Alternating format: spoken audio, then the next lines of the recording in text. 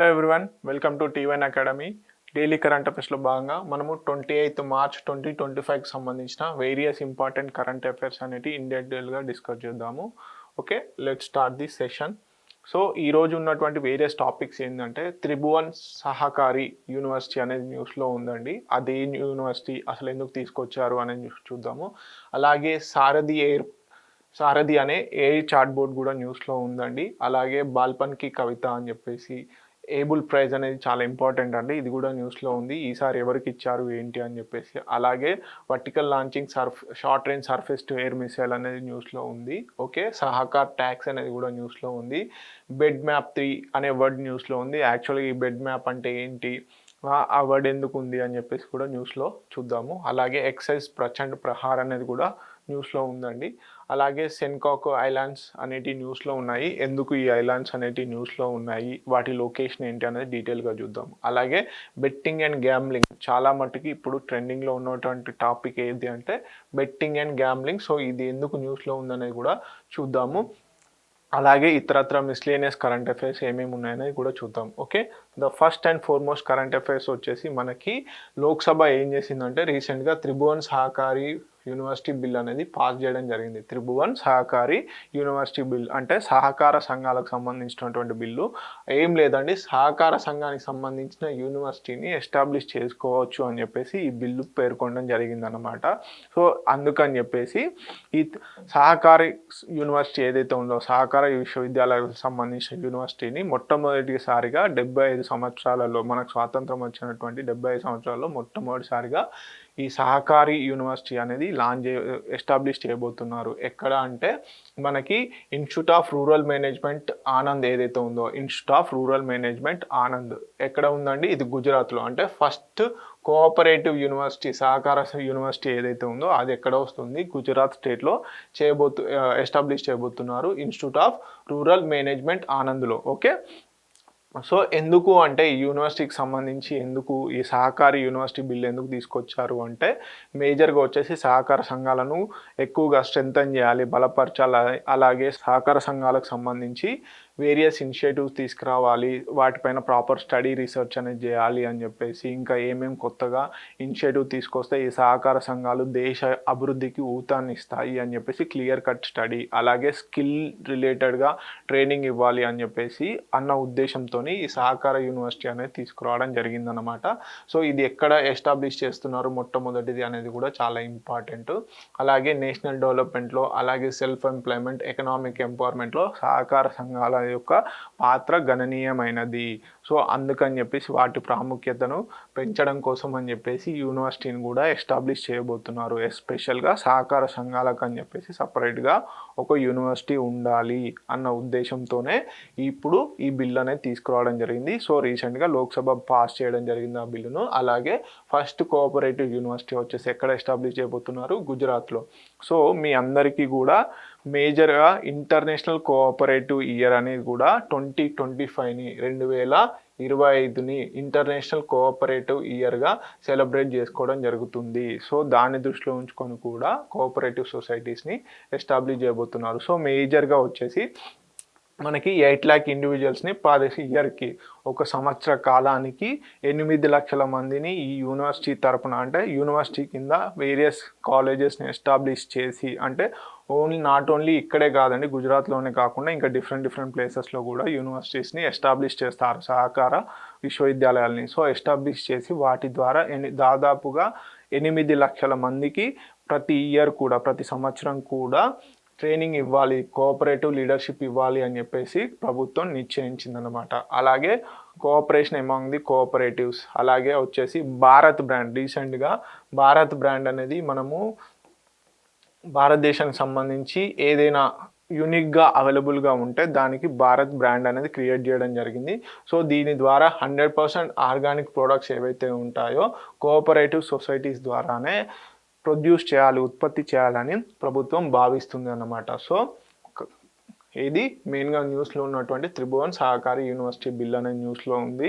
ఇది ఏంటి అంటే సహకార విశ్వవిద్యాలయాలను ఎస్టాబ్లిష్ చేసుకునేందుకు వీలు కల్పిస్తుంది. దాంట్లో భాగంగానే ఫస్ట్ యూనివర్సిటీ వచ్చేసి ఇన్స్టిట్యూట్ ఆఫ్ రూరల్ మేనేజ్మెంట్ ఆనంద్లో గుజరాత్లో ఉందండి ఇది. సో అక్కడ ఎస్టాబ్లిష్ చేయబోతున్నారు. దీని టార్గెట్స్ ఏంటి?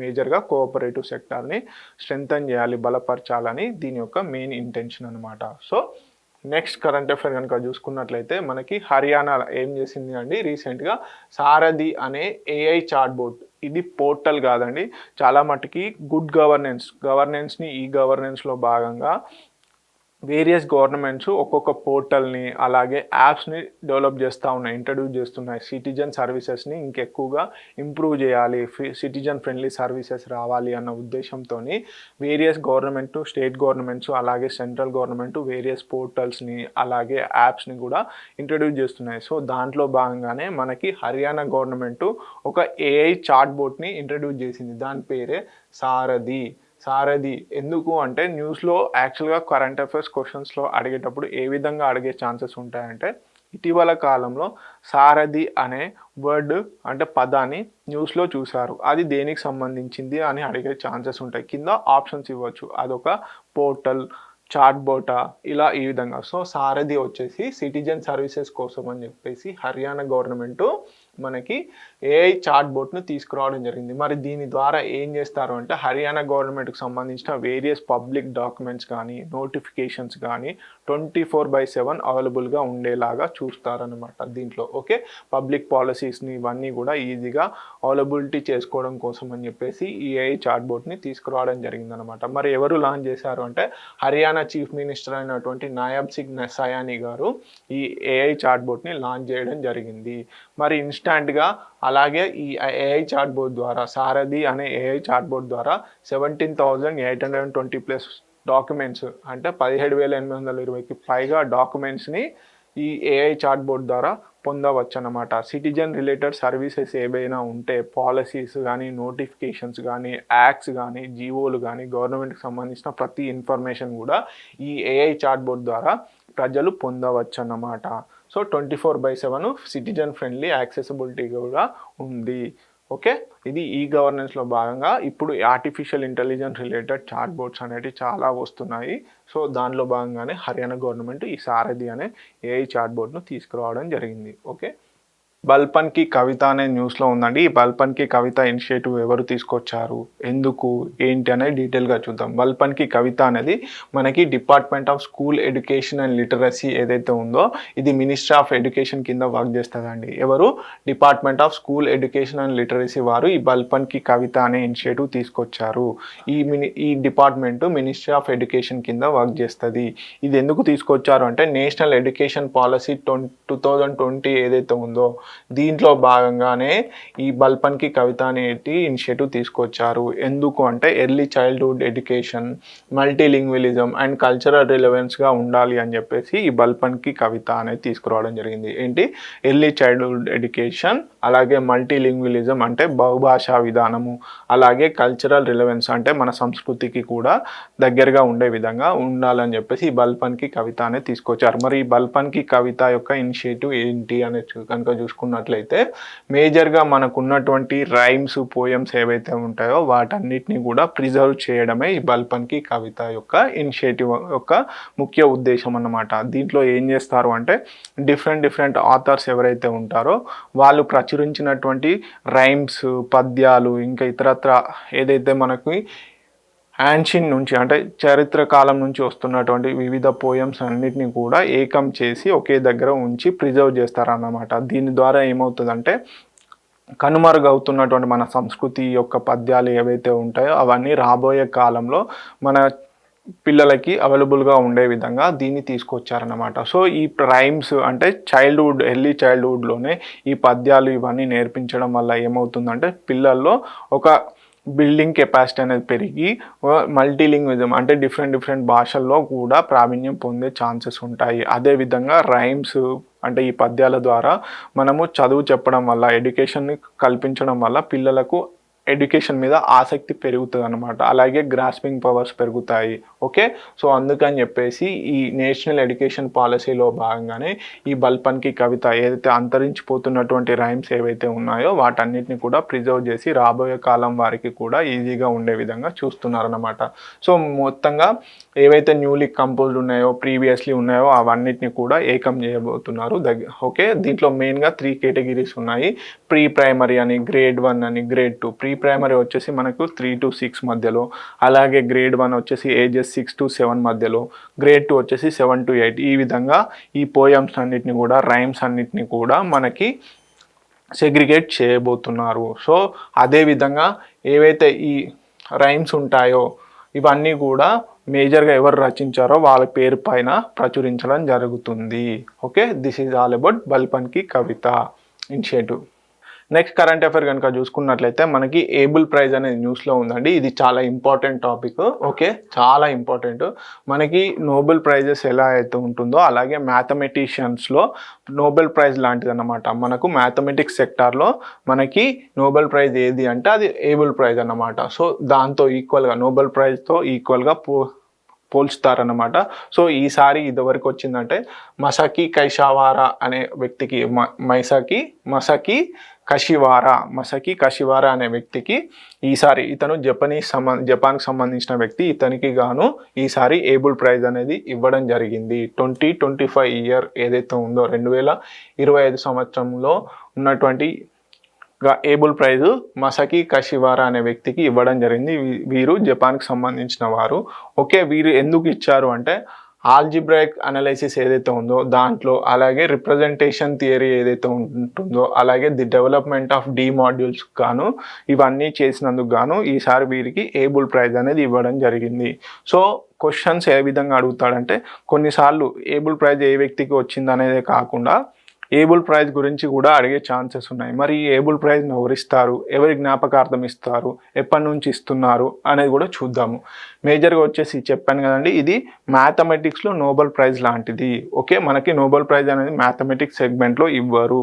అందుకని చెప్పేసి మ్యాథమెటిక్స్లో దీన్ని నోబెల్ ప్రైజ్గా పరిగణించడం జరుగుతుందన్నమాట. సో ఇది నార్వేయన్ మ్యాథమెటిషియన్ అయినటువంటి నీల్స్ హెన్రిక్ ఏబుల్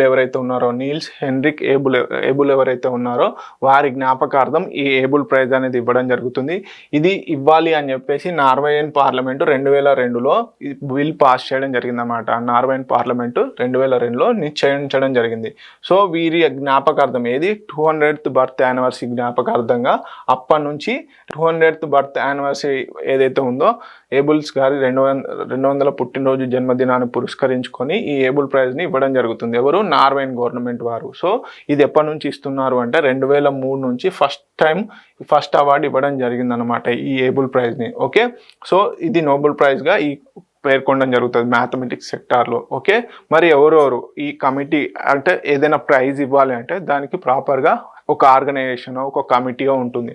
సో ఈ కమిటీలో ఎవరెవరు ఉంటారు అంటే మేజర్గా వచ్చేసి ఇంటర్నేషనల్ మ్యాథమెటికల్ యూనియన్, అలాగే యూరోపియన్ మ్యాథమెటికల్ సొసైటీ వారు ఈ కమిటీలో మెంబర్స్గా ఉంటారు. ఓకే, మెయిన్గా రిప్రజెంట్స్ ఏవైతే ఉంటాయో సెలెక్టింగ్ కమిటీ ఏదైతే ఉంటుందో ఈ కమిటీలో ఇంటర్నేషనల్ మ్యాథమెటికల్ యూనియను, అలాగే యూరోపియన్ మ్యాథమెటికల్ యూనియన్ ఈ ఇవి రెండు కూడా కలిపి ఈ కమిటీలో మెంబర్స్గా ఉండడం జరుగుతుంది.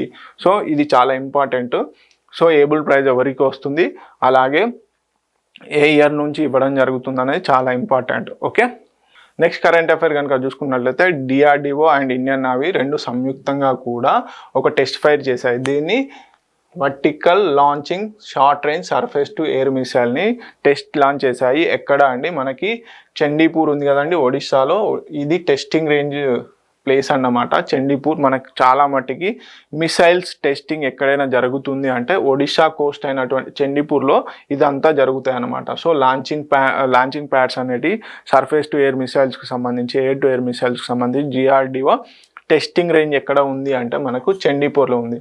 సో ఇది చాలా ఇంపార్టెంట్ ఈ ప్లేస్. చాలా మట్టికి ఏదైనా మిసైల్ టెస్టింగ్ జరుగుతుంది అంటే అది చండీపూర్ ఐలాండ్లోనే జరుగుతుంది. ఇంటిగ్రేటెడ్ టెస్ట్ రేంజ్ ఎక్కడ ఉంది అంటే డిఆర్డిఓకి సంబంధించింది చండీపూర్లో ఉంది. సో దీన్ని ఎవరు డెవలప్ చేశారు? డిఆర్డిఓ వాళ్ళు డెవలప్ చేయడం జరిగింది. డిఆర్డిఓ అలాగే సంయుక్తంగా ఇండియన్ నేవీ ఈ ఇద్దరు కూడా కలిసి ఈ vertical launched short range surface to air missile అనేది తీసుకురావడం జరిగింది. సో ఇది బుల్స్ ఐ అంటే వెరీ క్లోజ్ రేంజ్లో అలాగే లో ఆల్టిట్యూడ్లో దీన్ని లక్ష్యాన్ని చేరుకోవడం జరిగిందనమాట. సో సక్సెస్ఫుల్గా టెస్ట్ అనేది జరిగింది. మరి దీంట్లో ఇండిజినియస్ టెక్నాలజీ ఏం వాడారు అనేది కూడా చూద్దాము. సో ఈ సర్ఫేస్ టు ఎయిర్ మిసైల్ ఏదైతే ఉందో దీన్ని టెస్ట్ చేయడమే కాకుండా దాంట్లో ఇండిజినియస్గా డెవలప్ చేసినటువంటి వేరియస్ టెక్నాలజీస్ ఏమున్నాయి. రేడియో ఫ్రీక్వెన్సీ సీకర్ అంటే ఇది అక్యురేట్స్ని పెంచుతుంది. టార్గెట్ ట్రాకింగ్ ఏదైతే ఉంటుందో ఒక పాయింట్ని కొట్టాలి అన్నప్పుడు ఆ పాయింట్కి సంబంధించి ఈ రేడియో ఫ్రీక్వెన్సీ అనేది చాలా వర్క్ చేస్తుంది. సో ఇది కూడా ఇండిజినియస్గా డెవలప్ చేయడం జరిగింది. అలాగే మల్టీ ఫంక్షన్ రాడార్ ఏదైతే ఉందో ఎనిమీ డిటెక్టర్ అన్నమాట. రాడార్ అని వచ్చేసి మనకి ఎనిమీ డిటెక్టర్ లాగా పనిచేస్తుంది. Real time data precision targeting సంబంధించింది. ఇది కూడా బాగా వర్క్ చేసింది. సో దీంట్లో యూజ్ చేసినటువంటి ఇండిజినస్ టెక్నాలజీస్ ఏంటి అంటే రేడియో ఫ్రీక్వెన్సీ సీకర్, అలాగే multi function radar, weapon control system, range instruments from ITR Chandipur ఏదైతే ఉందో ఇవన్నీ కూడా ఇండిజినస్ టెక్నాలజీస్. ఇవి ఏది vertical launch short range surface to air మిసైల్ని టెస్ట్ చేసే భాగంలో కూడా వీటిని కూడా టెస్ట్ చేయడం జరిగిందనమాట. ఇవన్నీ టెక్నాలజీస్ని కూడా ఈ మిసైల్ టెక్నాలజీలో వాడడం జరిగింది. ఓకే, నెక్స్ట్ కరెంట్ అఫైర్స్ కనుక చూసుకున్నట్లయితే సహకార్ ట్యాక్స్ అనేది న్యూస్లో ఉందండి. ఈ సహకార్ ట్యాక్స్ ఎందుకు న్యూస్లో ఉంది, అసలు ఏంటి అనేది కనుక చూసుకున్నట్లయితే మనకి ఓలా, ఊబర్, ర్యాపిడో ఏవైతే ట్యాక్స్ సర్వీసెస్ ఉన్నాయో వాటికి అనుగుణంగా గవర్నమెంట్ కూడా కోఆపరేటివ్స్తో కొలాబరేట్ అయ్యి సహకార సంఘాలతో కొలాబరేట్ అయ్యి ఒక ట్యాక్స్ సర్వీస్ సిస్టమ్ని తీసుకురావాలనుకుంటున్నారు. దాని పేరే సహకార్ ట్యాక్స్. ఓకే, మేజర్గా ఇది ఓలా, ఊబర్ ఏదైతే ఉందో వీటికి అపోజిషన్ అన్నమాట. ఒక రకంగా చెప్పాలంటే అపోజిషన్గా అంటే వాటికి అపోజిట్గా దీన్ని తీసుకురావాలని గవర్నమెంట్ డిసైడ్ అయింది. సో దీన్ని అమిత్ షా గారు అనౌన్స్ చేయడం జరిగింది. మనకి అమిత్ షా గారు వచ్చేసి నాట్ ఓన్లీ హోమ్ మినిస్టర్స్ అలాగే యూనియన్ హోమ్ మినిస్టరే కాకుండా కోఆపరేటివ్ సొసైటీస్కి కూడా వీరు వర్కింగ్ మినిస్టర్ అన్నమాట. ఓకే, అమిత్ షా గారు ఎవరు మనకి కోఆపరేటివ్ మినిస్టర్ ఎవరు అంటే కోఆపరేషన్ మినిస్టర్ ఎవరు అంటే అమిత్ షా గారు. ఓకే, నాట్ ఓన్లీ హోమ్ మినిస్టర్తో పాటుగా వీరు సహకార సంఘాలకు సంబంధించిన మంత్రిత్వ శాఖను కూడా వీరే హ్యాండిల్ చేస్తున్నారు. వీరు రీసెంట్గా ఈ సహకార్ ట్యాక్స్ అనేది అనౌన్స్ చేయడం జరిగింది. ఇది మేజర్గా వచ్చేసి కోఆపరేటివ్ సొసైటీ సహకార సంఘాలతో కొలాబరేషన్తో ఒక ట్యాక్సీ సర్వీసెస్ని లైక్ ఓలా, ఊబర్ లాగా తీసుకురావాలనుకుంటున్నారు. మేజర్గా వచ్చేసి దీంట్లో ప్రాఫిట్ షేరింగ్ మోడల్ అన్నమాట. ఇది మేజర్గా వచ్చేసి దీన్ని ఎందుకు తీసుకొస్తున్నారు అంటే సహకార్సే సమృద్ధి అనే నినాదంతో ఈ సహకార్ ట్యాక్స్ అనేది తీసుకురావడం జరిగింది. Okay, prosperity through cooperation. Okay, అభివృద్ధి అనేది ఏదైతే ఉంటుందో అదంతా కూడా సహకారంతోనే జరుగుతుంది అన్న నినాదంతో తీసుకురావడం జరుగుతుంది. దీంట్లో మేజర్గా వచ్చేసి 2 wheelers, auto rickshaws and 4 wheelers ఏదైతే మనకి ఇప్పుడు ర్యాపిడో ఏదైతే 2 వీలర్ ట్యాక్స్ ఏదైతే ఉందో అలాగే ఆటోస్ అలాగే కార్స్ కూడా మనకి ఈ సహకార్ ట్యాక్స్ సర్వీసెస్లో భాగంగా ఇవ్వడం జరుగుతుంది. సో దీన్ని వీలైనంత త్వరగా తీసుకొచ్చి ప్రాఫిట్ షేరింగ్ అనేది మేజర్గా వాళ్ళకే వెళ్ళేటట్టు గవర్నమెంట్ రిలేటెడ్గా ఏమీ లేకుండా ఒక రకంగా చెప్పాలి అంటే ఫేర్ ప్రైజెస్లో భాగంగానే దీన్ని తీసుకురావడం జరుగుతుంది అన్నమాట. అంటే ఇప్పుడు ఈ ఊబర్, ఓలా ప్లాట్ఫామ్స్ ఎలా వర్క్ చేస్తాయంటే వాళ్ళకంటూ కొంత కమిషన్ తీసుకొని మిగతాది ట్యాక్సీ ఆపరేటర్స్ ఎవరైతే ఉంటారో వాళ్ళకి ఇవ్వడం జరుగుతుంది కదా. కాకపోతే ఈ సహకార ట్యాక్స్లో భాగంగా ఏం చేస్తారంటే సహకార సంఘాల ద్వారా ఆపరేట్ చేస్తూ మొత్తంగా కూడా ఏదైతే ప్రాఫిట్ ఉంటుందో అది మొత్తం కూడా ఈ సహకార సంఘాలకే షేరింగ్ వెళ్తుంది. అంటే ఎవరైతే ఆపరేటర్స్ ఉంటారో వాళ్ళకే ఇవ్వడం జరుగుతుంది అనమాట. సో దీనివల్ల ఏమవుతుందంటే ఫేర్ ప్రైజెస్ అనేవి జరుగుతాయి, ప్రైస్ రేట్ అనేది తగ్గుతుంది. అదేవిధంగా వచ్చిన లాభాన్ని కూడా ట్యాక్సీ డ్రైవర్స్ ఎవరైతే ఆపరేటర్స్ ఉంటారో వాళ్ళకే వెళ్తుంది. సో దీంట్లో ప్రాఫిట్ షేరింగ్ అనేది చాలా తక్కువగా ఉంటుంది. కాకపోతే అంటే ఎవరైతే ఆపరేట్ చేస్తున్నారో వాళ్ళకి ఎక్కువగా వెళ్తుంది అనమాట. ట్యాక్సీ డ్రైవర్స్కి మాత్రం లాభం చేకూరేలాగా దీన్ని డిజైన్ చేశారు. ఓకే, నెక్స్ట్ కనుక చూసుకున్నట్లయితే బెడ్ మ్యాప్ 3 అనేది న్యూస్లో ఉందండి. మనకు మామూలుగా ఇలాంటి వర్డ్స్ వచ్చినప్పుడు ఖచ్చితంగా రీసెంట్గా కరెంట్ అఫైర్స్లో భాగంగా అడిగే ఛాన్సెస్ ఉంటాయి. ఇటీవల కాలంలో బెడ్ మ్యాప్ అనే వర్డ్ని మనం న్యూస్లో చూసాము. అది దేనికి సంబంధించింది అని అడుగుతాడు. సో బెడ్ మ్యాప్ 3 అనేది ఏం లేదండి, ఇది ఒక మ్యాపింగ్ సిస్టమ్ అండి. మనకు అంటార్టికా రీజియన్ ఏదైతే ఉందో ఆ రీజియన్ని మ్యాపింగ్ వర్షన్ అనమాట. బెడ్ మ్యాప్ 2 అనేది ఇంతకుముందు డాటా సెట్ ఉండేది. సో దీనికి అడ్వాన్స్డ్ వర్షనే బెడ్ మ్యాప్ 3 అన్నమాట. సో ఏంటి అంటే రీసెంట్గా సైంటిస్టులు మనకు జీపీఎస్ ఏ విధంగా అయితే ఎప్పటికప్పుడు అప్డేట్ అవుతుందో మనకి అంటార్క్టికా రీజియన్ని కూడా దాంట్లో అక్కడ ఉన్నటువంటి మ్యాపింగ్ సిస్టమ్ని అప్డేటెడ్ వర్షనే బెడ్ మ్యాప్ 3 అనమాట. సో కాంప్రహెన్సివ్ మ్యాపింగ్ సిస్టమ్ అనేది తీసుకురావడం జరిగింది ఎక్కడ అంటార్క్టికా ల్యాండ్స్కేప్ ఏదైతే ఉందో. సో దీంట్లో ఏమేమి చేశారు ఏంటి అనేది చూసుకున్నట్లయితే 84 న్యూ ఏరో జియో ఫిజికల్ సర్వేస్ చేయడం జరిగింది. అలాగే 15 డాటా సోర్సెస్ అనేది తీసుకురావడం జరిగింది. 52 మిలియన్ అడిషనల్ డాటా పాయింట్స్ అనేది తీసుకురావడం జరిగింది. అలాగే 1.9 మిలియన్ లైన్ కిలోమీటర్స్ మెజర్మెంట్స్ అనేది తీసుకొచ్చి ఈ మ్యాపింగ్ సిస్టమ్ అంటార్క్టికా రీజన్ ఏదైతే ఉందో దీన్ని అడ్వాన్స్డ్ మ్యాపింగ్ చేయడం జరిగింది. దీని ద్వారా ఏమవుతుందంటే మనకి అంటార్క్టికా రీజియన్ యొక్క ప్రాపర్ అండర్స్టాండింగ్ అనేది జరుగుతుంది. ఇంకెక్కువగా రీసెర్చ్ అండ్ డెవలప్మెంట్కి మనకి దోహదపడేందుకు ఛాన్సెస్ ఉంటాయి. So this is all about bed map 3. మేజర్గా వచ్చేసి ఈసారి ఈ బెడ్ మ్యాప్ 3లో ఈస్ట్ అంటార్క్టికా రీజన్ ఏదైతే ఉందో దీన్ని డీప్గా అనలైజ్ చేయడం జరిగింది. సో దానికి సంబంధించిన ఈచ్ అండ్ ఎవ్రీ మెజర్మెంట్స్ని కూడా ఈ బెడ్ మ్యాప్ 3 అనే డాటా సెంటర్లో పెట్టడం జరిగింది. Okay, this is all about bed map 3. So దేనికి సంబంధించింది అంటార్క్టికా ల్యాండ్స్కేప్కి సంబంధించిన మ్యాపింగ్ సిస్టమ్ అన్నమాట ఇది. సో డీటెయిల్ స్టడీస్కి సైంటిఫిక్ రీసెర్చ్కి ఇది చాలా హెల్ప్ అవుతుంది. ఓకే, నెక్స్ట్ కనుక చూసుకున్నట్లయితే మనకి ఎక్సర్సైజ్ ప్రచండ్ ప్రహార్ అనేది న్యూస్లో ఉంది. ఇది చాలా ఇంపార్టెంట్ అండి. ఇది చాలా ఇంపార్టెంట్. మనకి ఈరోజు ఏబుల్ ప్రైజ్ కానీ చూసుకున్నట్లయితే అలాగే సహకార్ ట్యాక్స్ కానీ చూసుకున్నట్లయితే సారథి చార్ట్ బోర్డ్స్ కానీ చూసుకుంటే ఇవన్నీ చాలా ఇంపార్టెంట్ కరెంట్ అఫైర్స్ ఈరోజు న్యూస్లో ఉన్నాయి. సో ఎక్సర్సైజ్ ప్రచండ్ ప్రహార్ కనుక తీసుకున్నట్లయితే ఇది ప్రతి ఇయర్ జరిగే ఎక్సర్సైజ్ అండి. మనకి ఇది అరుణాచల్ ప్రదేశ్లో జరుగుతుంది ప్రస్తుతానికి.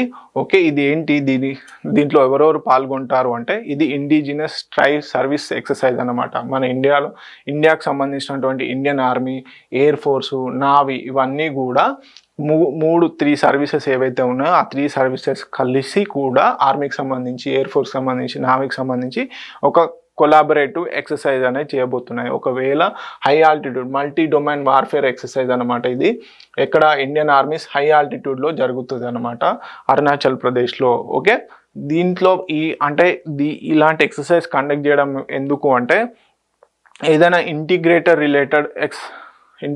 రిలేటెడ్గా వార్ఫేర్స్ జరిగినప్పుడు అప్పుడు టాక్టికల్ సర్వేలెన్స్ కానీ ఎలా హ్యాండిల్ చేయాలి అని చెప్పేసి ఎక్సర్సైజెస్ అనేవి హెల్ప్ అవుతాయి అన్నమాట. సో కోఆర్డినేటెడ్ ఎక్సర్సైజ్ అన్నమాట ఇది ఒక రకంగా చెప్పాలంటే. ఇప్పుడు సపోజ్ యుద్ధం జరిగే సిచ్యువేషన్ కనుక జరిగితే మనకు ఉన్నటువంటి tri services Indian army, air force, navy ఏ విధంగా కొలాబరేట్ అయ్యి ఒకరికొకరికి అనుసంధానిస్తూ ఆ యుద్ధంలో పాల్గొనాలి అని చెప్పేసి, అలాంటి సిచ్యువేషన్స్ వస్తే ఏ విధంగా బిహేవ్ చేయాలి అని చెప్పేసి ఒక టాక్టికల్ ఎక్సర్సైజెస్ అన్నమాట. సో ఎక్సర్సైజ్ ప్రచండ్ ప్రహార్ వచ్చేసి ఇది వేరే దేశంతో కాదండి, మన ఇండియాలో ఉన్నటువంటి 3 త్రివిధ దళాలు ఏవైతే ఉన్నాయో వాటి మధ్యలోనే ఒక కోఆర్డినేటెడ్ ఎక్సర్సైజ్ అన్నమాట. ఓకే, సో మేజర్గా ఇందులో వచ్చేసి మ్యారిటైమ్ రికనైజెన్స్ ఎయిర్ క్రాఫ్ట్స్, అలాగే armoured helicopters, unmanned aerial vehicles, అలాగే awareness and rapid target engagement. ఒకవేళ ఏదైనా సడన్గా ఇండియా మీద అటాక్ జరిగితే ఏ విధంగా రియాక్ట్ అవ్వాలి త్రివిధ దళాలు అని చెప్పేసి ఇలాంటి టాక్టికల్ ఎక్సర్సైజెస్ అనేవి మెయిన్గా మనకి ఎక్సర్సైజ్ ప్రచండ్ ప్రహార్లో నిర్వహించడం జరుగుతుంది. ఓకే, ఇది ఇండియాలోనే జరుగుతుంది. అలాగే ఏ డేట్ నుంచి ఏ డేట్ వరకు అంటే March 25 నుంచి March 27 మధ్యలో జరిగింది. ఎక్కడ అరుణాచల్ ప్రదేశ్లోని ఇండియన్ ఆర్మీస్ హై ఆల్టిట్యూడ్ దగ్గర ఈ ఎక్సర్సైజ్ ప్రచండ్ ప్రహార్ అనేది నిర్వహించడం జరిగింది. దీంట్లో పాల్గొనేటి 3 త్రివిధ దళాలు, ఇండియాకి సంబంధించిన 3 త్రివిధ దళాలు ఈ ఎక్సర్సైజ్లో పాల్గొనడం జరుగుతుంది. సో కోఆర్డినేషన్ పెంపొందించుకోవడం కోసం అని చెప్పేసి ఎవ్రీ ఇయర్ ఇలాంటి ఎక్సర్సైజెస్ కండక్ట్ చేస్తూ ఉంటారు. ఓకే, నెక్స్ట్ కరెంట్ అఫైర్ కనుక చూసుకున్నట్లయితే సెన్కాకు ఐలాండ్స్ అనేటి న్యూస్లో ఉన్నాయండి. ఇది మెయిన్గా వచ్చేసి జపాన్ అండ్ చైనాకు సంబంధించిన డిస్ప్యూటెడ్ ఐలాండ్స్. జపాను, చైనా ఇది ఎక్కడ అంటే ఈస్ట్ చైనా సీలో ఉంటాయి. ఈస్ట్ చైనా సీ మనకి south China sea, east China sea. చైనాకు సంబంధించినంత వరకు 2 మెయిన్గా డిస్ప్యూటెడ్ సీస్ ఉన్నాయండి. చైనా సౌత్ చైనా సీ అని చెప్పేసి, ఈస్ట్ చైనా సీ అని చెప్పేసి. రీసెంట్గా మనము సౌత్ చైనా సీ లొకేషను అలాగే డిస్ప్యూటెడ్ ఏరియాగా చూసాము రీసెంట్ కరెంట్ అఫైర్స్లో. అలాగే ఇప్పుడు ఈస్ట్ చైనా సీ కూడా మనకి న్యూస్లో ఉంది. ఇది మనకు సెన్కాకు ఐలాండ్స్ వచ్చేసి మనకు జపాన్ అండ్ చైనా మధ్యలో తరచుగా ఎక్కువగా డిస్ప్యూట్ జరుగుతూ ఉన్నాయి. అయితే రీసెంట్గా ఏమైందంటే చైనాకు సంబంధించినటువంటి కోస్ట్ గార్డ్ టీం ఏదైతే ఉందో ఇది చాలా మట్టుకి ఈ సెన్కాకు ఐలాండ్స్లో చాలా మటుకు పెట్రోలింగ్ విజిల్స్ అనేటివి చేస్తూ ఉంది. పెట్రోలింగ్ విజిల్స్ ద్వారా పెట్రోలింగ్ తరచుగా చేస్తూ ఉందన్నమాట. సో దీని ద్వారా ఏమవుతుందంటే మనకి జపాన్ వచ్చేసి మనకు మేజర్గా వచ్చేసి భయాందోళనకు పడుతుందన్నమాట. చైనా యొక్క అగ్రెషన్ యాక్టివిటీస్ వల్ల ఈ సెన్కాకు ఐలాండ్స్కి ముప్పు ఉందని చెప్పేసి చెప్తుందన్నమాట. తరచుగా ఇది న్యూస్లో ఉండడం వల్ల మనకి ఈ సెన్కాకు ఐలాండ్స్ లొకేషన్ ఎక్కడ ఉంది అని అడిగే ఛాన్సెస్ ఉంటాయి. మేజర్గా వచ్చేసి మనకి ఈస్ట్ చైనా సీ ఇక్కడ కనుక మ్యాప్లో కనుక చూసుకున్నట్లయితే యాక్చువల్లీ ఈ గ్రీన్ ఏదైతే ఉందో ఈ గ్రీన్ అంతా claiming by the Japan. Okay, ఈ గ్రీన్ బార్డర్ అంతా కూడా మనకి జపాన్ క్లెయిమ్ చేసుకుంటుంది. దాంట్లో భాగంగానే ఈ సెన్కాకు ఐలాండ్స్ అనేవి ఇక్కడ ఈస్ట్ చైనా సీలో ఉన్నాయి. అదేవిధంగా మనకి చైనా కనుక చూసుకున్నట్లయితే ఈ రెడ్ బార్డర్ ఏదైతే ఉందో ఈ రెడ్ డాటెడ్ బార్డర్లో ఇది చైనా క్లెయిమ్ చేసుకుంటుంది అనమాట. ఈ విధంగా జపాన్కి చైనాకి డిస్ప్యూటెడ్ ఐలాండ్స్ ఏవైనా ఉన్నాయి అంటే అవి సెన్కాకు ఐలాండ్స్ అనమాట. మొత్తంగా కనుక చూసుకున్నట్లయితే ఈ సెన్కాకు ఐలాండ్స్ వచ్చేసి మనకు ఈస్ట్ చైనా సీలో లొకేటెడ్ అయి ఉన్నాయి. కంపల్సరీ అడిగే ఛాన్సెస్ ఉన్నాయి. ఓకే, అలాగే టోటల్ ఏరియా వచ్చేసి 6.3 స్క్వేర్ కిలోమీటర్స్. ఇది వాల్కానిక్ టెరైన్ అనమాట. ఓకే, కోరల్ ఐలాండ్స్ కాదండి. మనకి ఐలాండ్స్లో వాల్కానిక్ ఎరప్షన్స్ వల్ల ఏర్పడిందా, కోరల్స్ వల్ల ఏర్పడిందా, మనకి లక్షద్వీప్ కనుక చూసుకున్నట్లయితే మనకి ఇది వచ్చేసి కోరల్ ఐలాండ్స్, కాకపోతే ఇవి వచ్చేసి volcanic terrain. Okay, with sand stone అనమాట.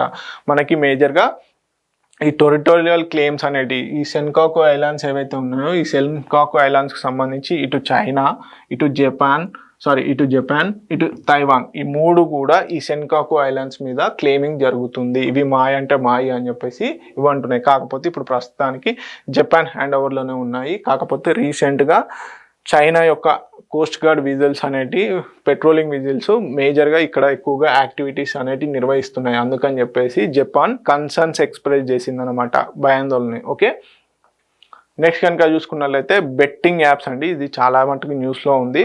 సో రీసెంట్గా ఈ బెట్టింగ్ యాప్స్ అలాగే గ్యాంబ్లింగ్ యాప్స్ ఏవైతే ఉన్నాయో వాటికి సంబంధించి పార్లమెంట్లో డిస్కషన్ జరుగుతుంది. అయితే ఇక్కడ చాలామంది క్వశ్చన్స్ అడిగే ఛాన్సెస్ ఉన్నాయి. Betting and gambling A subject మనకి షెడ్యూల్ 7లో మనకి మేజర్గా union list, state list, concurrent list అని చెప్పేసి 3 లిస్టులు ఉన్నాయి కదా. సో ఈ బెట్టింగ్ అండ్ గ్యాంబ్లింగ్ హ్యాండిలింగ్ చేసే సబ్జెక్టు దేని కిందికి వస్తుంది అంటే ఇది స్టేట్ సబ్జెక్ట్ అండి. మనకి స్టేట్ సబ్జెక్ట్స్లో వస్తుంది. అంటే బెట్టింగ్ను అరికట్టాలన్నా గ్యాంబ్లింగ్ని అరికట్టాలన్నా దానికి సంబంధించి హ్యాండ్లింగ్స్ ఎవరి చేతిలో ఉంటాయి అంటే దానికి రిలేటెడ్గా చట్టాలు చేయాలన్నా అవి ఆయా స్టేట్స్ చేసుకోవచ్చు అన్నమాట. ఓకే, అర్థమవుతుందా? సో మేజర్గా అందరూ స్టేట్ సెంట్రల్ కంట్రోల్ చేయొచ్చు కదా అంటారు. కాకపోతే ఈ బెట్టింగ్ అండ్ గ్యాంబ్లింగ్ యాప్స్ ఏవైతే ఉన్నాయో ఇవి స్టేట్ సబ్జెక్ట్ అనమాట. ఆయా రాష్ట్రాలు వాటికి సంబంధించి చట్టాలు చేసుకునే అధికారం ఉంది. సో ఇది రీసెంట్గా మనకి యూనియన్ మినిస్టర్ అయినటువంటి అశ్విని వైష్ణవ్ గారు పార్లమెంట్లో చెప్పడం జరిగింది. సో మేజర్గా వచ్చేసి minister of electronics and information technology వారు ఇప్పటికీ 1410 బ్లాకింగ్ డైరెక్షన్స్ అనేవి ఇవ్వడం జరిగింది. 1410 డైరెక్షన్స్ అనేవి బ్లాకింగ్ ఆన్లైన్ బెట్టింగ్ రిలేటెడ్ ఏవైతే ఉన్నాయో అన్పెయిడ్ ఏవైతే ఉన్నాయో వాటిని బ్లాక్ చేయడం జరిగింది. ఎప్పటి నుంచి ఎప్పటి మధ్యలో 2022 నుంచి 2025 మధ్యలో. సో ఈ బెట్టింగ్ యాప్స్ ఏదైతే న్యూస్లో ఉందో దానికి సంబంధించి కొన్ని ఇంపార్టెంట్ ఫ్యాక్ట్స్ చూసుకుందాము. ఫైనాన్స్ యాక్ట్ 2023 ప్రకారం 30% ఇన్కమ్ ట్యాక్స్, నెట్ విన్నింగ్స్ ఏవైతే ఉంటాయో వాటిపైన 30% వరకు ఇన్కమ్ ట్యాక్స్ అనేది వేయడం జరుగుతుంది. ఎప్పటి నుంచి 2024-25. అలాగే జిఎస్టీ ఈ ఏదైతే ఎర్నింగ్స్ ఉంటాయో సపోజ్ ఎవరైనా బెట్టింగ్ పెట్టినప్పుడు 1 లక్ష రూపాయలు వచ్చాయి, దానిపైన ఇమీడియట్ జిఎస్టీ వచ్చేసి 28% ఉందన్నమాట. ఆన్లైన్ గ్యాంబ్లింగ్ కానీ బెట్టింగ్ పైన కానీ. ఇది ఎప్పటి నుంచి అప్లికేబుల్ అవుతుందంటే మనకి 1 అక్టోబర్ 2023. మేజర్గా ఇలాంటి కొన్ని లైసెన్స్డ్ బెట్టింగ్ యాప్స్ ఏవైతే ఉన్నాయో వాటి ద్వారా గవర్నమెంట్కి ఆదాయం చేకూరుతుంది. కాబట్టి ఆ ఆదాయాన్ని సమకూర్చుకోవాలనే ఉద్దేశంతో ఆయా గవర్నమెంట్స్ బెట్టింగ్ యాప్స్ని కూడా అంటే మొత్తంగా క్లోజ్ చేయడానికి లేకుండా చేసుకుంటున్నాయి. ఆదాయం సమకూర్చుకోవాలి. ఇప్పుడు స్టేట్స్కి మేజర్గా ఇక్కడ నుంచే ఆదాయం రాబోతుంది కాబట్టి ఈ రిస్ట్రిక్షన్స్ అనేది తగ్గిస్తారు. అంటే రిస్ట్రిక్షన్స్ పెడతారు, కాకపోతే చాలా మొత్తానికే బ్యాన్ చేసే ఛాన్సెస్ తక్కువగా ఉన్నాయి. ఓకే, ఇల్లీగల్ బెట్టింగ్స్ మాత్రము ప్రమోట్ చేయదు గవర్నమెంట్. ఒక రకంగా చెప్పాలంటే లైసెన్స్డ్ వర్షన్ యాక్సెప్టబులే. అందుకని చెప్పేసి ఏవైతే నెట్ గెయిన్స్ ఉంటాయో ఆ నెట్ గెయిన్స్ పైన ఇన్కమ్ ట్యాక్స్ ఎంత ఉందండి, 30% ఉంది. అదేవిధంగా జిఎస్టీ వచ్చేసి ఇమీడియట్గా 28% ఉంది. స్టేట్స్ ఏంటి అంటే యాక్చువల్గా కాన్స్టిట్యూషన్ మన రాజ్యాంగం పొందుపరిచినటువంటి ఏదైతే 3 లిస్టులు ఉన్నాయో దానిలో స్టేట్ ఈ బెట్టింగ్ అండ్ గ్యాంబ్లింగ్ ఏదైతే ఉందో అవి స్టేట్ లిస్ట్ కిందకే వస్తాయి. సో దానికి సంబంధించిన ప్రివెన్షన్ కానీ ఇన్వెస్టిగేషన్ కానీ ప్రాసిక్యూషన్ రిలేటెడ్ క్రైమ్స్ ఏవైనా ఉన్నాయి అంటే అవన్నీ కూడా స్టేట్సే హ్యాండిల్ చేయాలి. సెంట్రల్ ఏం చేస్తుంది, జస్ట్ గైడ్ లైన్స్ ఇవ్వడం మాత్రమే చేయగలుగుతుంది. ఓకే, ఈ స్టేట్స్కి వాటిని అరికట్టేందుకు ప్రివెన్షన్కు కావాల్సిన మెజర్మెంట్స్ మాత్రమే సెంట్రల్ సపోర్ట్ ఉంటుంది. సెంట్రల్ డైరెక్ట్గా బ్లాక్ చేయలేదు. ఓకే, అలాగే భారతీయ న్యాయ సంహిత ప్రకారం ఇల్లీగల్ బెట్టింగ్స్ ఏవైతే జరుగుతాయో దానికి సంబంధించి 1 నుంచి 7 సంవత్సరాల వరకు ఇంప్రిజన్మెంట్ ఇచ్చే ఛాన్సెస్ ఉన్నాయి Bharatiya Nyaya Sanhita. Okay, this is all about betting and gambling. Okay, next కనుక చూసుకున్నట్లయితే ఐక్యరాజ్య సమితి ఒక రిపోర్ట్ రిలీజ్ చేసిందండి.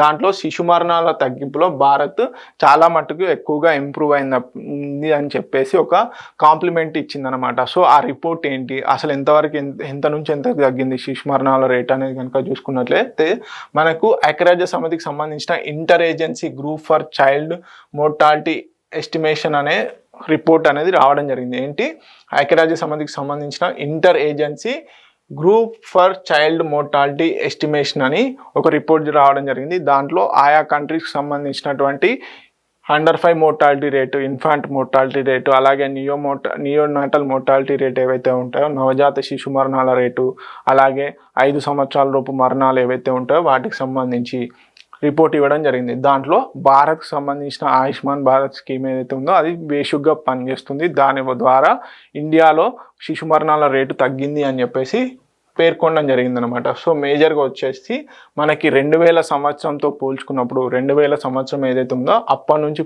పోల్చుకున్నప్పుడు 5 ఏళ్ల లోపు శిశు మరణాల రేటు 70% తగ్గిందంట. అంటే 2000 ఇయర్ ఏదైతే ఉందో దీంతో కంపారిజన్ చేసుకున్నప్పుడు మనకి ఇప్పుడు ప్రస్తుత శిశు మరణాల రేటు ఎంతవరకు తగ్గింది, 70% తగ్గింది. అలాగే ఇది అండర్ 5 మోర్టాలిటీ రేటు, 5 సంవత్సరాల లోపు ఏదైతే ఉంటుందో వారి యొక్క మరణాల రేటు వచ్చేసి 70% తగ్గింది అని చెప్తుంది. అలాగే నవజాత శిశువు నియోనాటల్ మోర్టాలిటీ రేట్ అంటారు కదండి, అది వచ్చేసి 61% తగ్గింది 2000 సంవత్సరంతో పోల్చుకున్నప్పుడు అని చెప్పేసి ఎన్ఎంఆర్. ఇది వచ్చేసి 61% తగ్గింది అని చెప్పేసి ఐక్యరాజ్య సమితికి సంబంధించిన రిపోర్ట్ పేర్కొనడం జరిగింది. సో ఇలా శిశు మరణాల రేట్లలో తగ్గించిన వాళ్ళలో ఎక్కువగా భారతదేశమే ముందంజలో ఉంది అని చెప్పేసి రిపోర్ట్ పేర్కొనడం జరిగింది. ఓకే, అడుగుతారు ఇటీవల కాలంలో రిలీజ్ చేసినటువంటి integrated inter agency group for child mortality ఎస్టిమేషన్లో భాగంగా 2000 సంవత్సరంతో పోల్చుకున్నప్పుడు అండర్ 5 మోర్టాలిటీ రేట్ ఎంత ఉంది, అలాగే ఎంత తగ్గింది, అలాగే నియోనాటల్ మోర్టాలిటీ రేటు నవజాత శిశు మరణాల రేటు ఎంత తగ్గింది అని చెప్పేసి అడిగే ఛాన్సెస్ ఉంటాయి. ఎంత అండి, 70% వచ్చేసి అండర్ 5 మోర్టాలిటీ రేట్, 5 సంవత్సరాల లోపు పిల్లలు చనిపోయే మరణాల రేటు వచ్చేసి 70% తగ్గింది. అలాగే నవజాత శిశు మరణాల రేటు వచ్చేసి 61% తగ్గింది. ఓకే, సో ఇవ్వండి ఇంపార్టెంట్ కరెంట్ అఫైర్స్ అనేవి. చాలా మట్టికి మనకి ఏబుల్ ప్రైజ్, సారథి యాప్ ఇవన్నీ చాలా ఇంపార్టెంట్. ఖచ్చితంగా వీటిని గుర్తుపెట్టుకోవడానికి ట్రై చేయండి. కరెంట్ అఫైర్స్ని ఎప్పటికప్పుడు చదవడానికి ట్రై చేయండి.